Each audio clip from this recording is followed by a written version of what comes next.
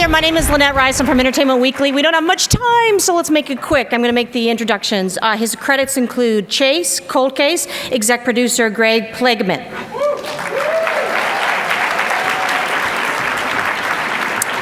His short story inspired the movie Memento, and he also happened to co-pen the Dark Knight movie with his brother Christopher, Jonah Nolan.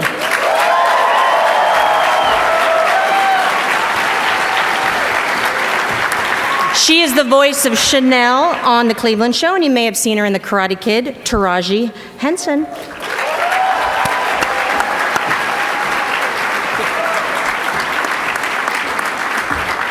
Do I need to give this guy's credit? Michael Emerson.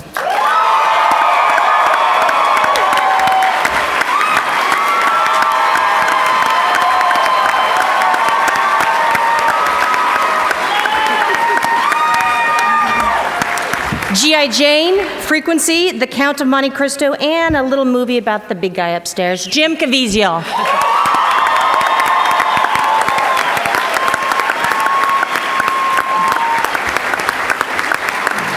Jonah, my first question is for you. I think you got to be a cynical American to come up with a show like this. Where did you get the idea? Well, cynical American, part-time cynical Englishman. Because I grew up a little bit in the UK. I used to make an unflattering joke about my brother's English accent, but I won't go there for today. And in the UK in the 70s and 80s, they started putting up cameras everywhere. And it's only in the last 10 years in this country that we sort of followed suit. When I pitched the show to JJ and Brian Burke and Bad Robot last year, it felt like I was pitching something that was kind of science fiction. But as Michael puts it, by the time we shot the pilot, it feels a little more like science fact. We used to play Count the Cameras on Tech Scouts in New York. And apparently the number of cameras in downtown Manhattan now is officially uncountable. So we feel like there's some relevance in there.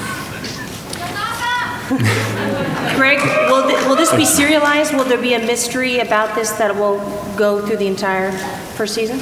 Absolutely. I just think being a Bad Robot show with J.J. Abrams, it's something that I was drawn to. This is not just a Case of the Week show. We love the backstories of these characters, the intrigue that you don't know everything, and that it will gradually unfold as the season goes on. Now, Jim, some people would say that Ashton Kutcher is the most exciting thing to come to fall, but I happen to think that you're the best casting for fall. What was it about this project that made you say, yes, I'm ready to do TV? I mean, great script, Jonah Nolan, Greg Plageman, a great cast, J.J. Abrams, and, once maybe in a guy's career you get a great opportunity like this to play a character that just hits on a lot of levels, a lot of notes, and I think we did a great job, and thank you for coming. You kicked some butt in the pilot. Did you do some kind of training for this? I mean, you had a nice action scene there. Yeah, no. Well, we're down here in San Diego. I trained with the Navy SEALs, SEAL Team 1, down in Coronado. And they give me quite a bit of information. Maybe cross between them and Jonah Nolan, I'm in good shape. Now, Michael, you played a mysterious bad dude. Now you've got a mysterious good dude. Is it a nice change, or are we assuming too much right now that he's a mysterious good guy?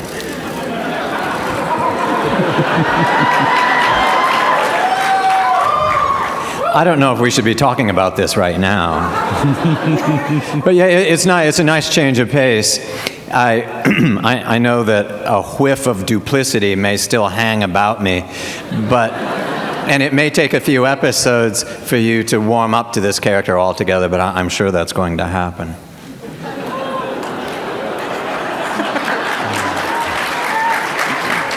I got to ask this too. I'm a Parenthood fan, so I just want to ask: are you going to come back as the Bugman? Will there still be a chance to play the Bugman? That was a lot of fun, and I think that's a character that needs more exploration. Excellent. All right, Taraji. Now, will your sole mission be to go after Reese? Is that what you do? Yeah, it's just that I don't know who I'm chasing. I just keep hearing about this one guy in a suit. I don't know what kind, what color. I have a lot to figure out. Is that what will it be for her, guy? Will she still have cases that she'll do, but is this going to be her primary mission in the show? I think we got 3 kick-ass actors and 3 amazing characters, and we want to explore all of them sort of fully. But beyond that, I was reminded of the JJ school of thought, which is we reveal nothing. You got to keep watching.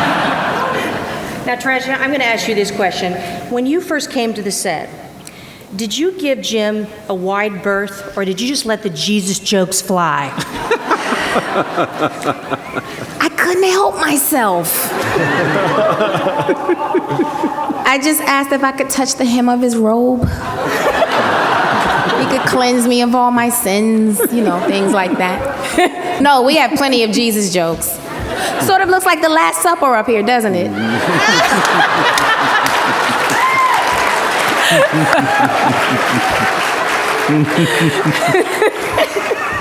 See, we can go all day.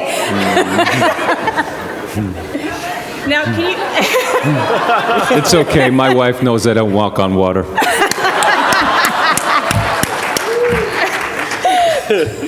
All right, can you talk a little bit about the numbers? And now, the numbers are obviously the result of the research that his creation came up with, correct?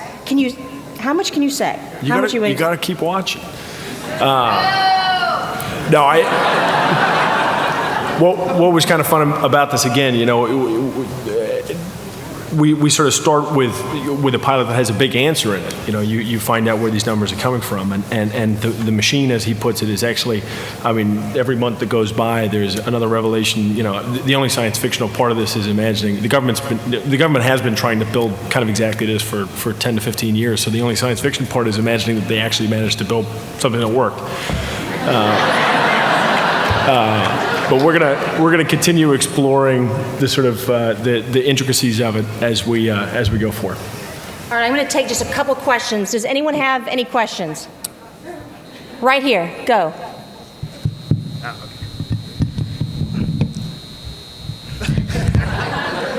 Okay, first, I don't usually fan gush a lot, but I just have to say, Michael Emerson, you were like a god to me. You like. I have never. You're like the only actor where like I hang on like every word that you speak. It's like unbelievable. And I guess my question was, that there's just from the pilot, it seems like there's some similarities between Benjamin Linus and Mr. Finch. That you're both characters that like try to appear very powerful, but then at the core, like there's kind of a powerlessness to you because you have these, have this knowledge, but you can't act on it. And Linus, had knowledge of the island, but ultimately didn't know anything, or didn't know nearly as much as he wished he did. So I was wondering if that kind of drew you to the role, or was the role made with Linus in mind and kind of a similar version of it? Well, no, I'm